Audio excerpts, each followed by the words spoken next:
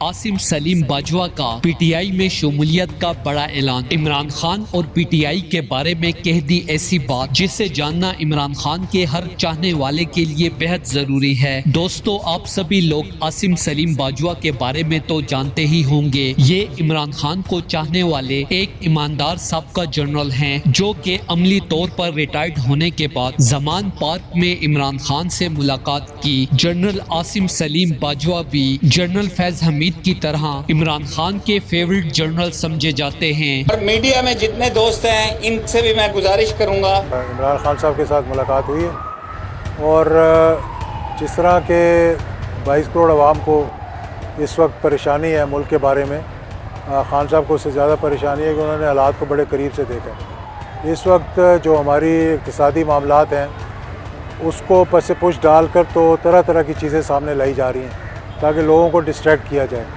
मुल्क दिवालिया होने के करीब है, मौजूदा हुकूमत डिलीवर कर नहीं सक रही। मैं आपका बहुत शुक्रिया अदा करता हूँ।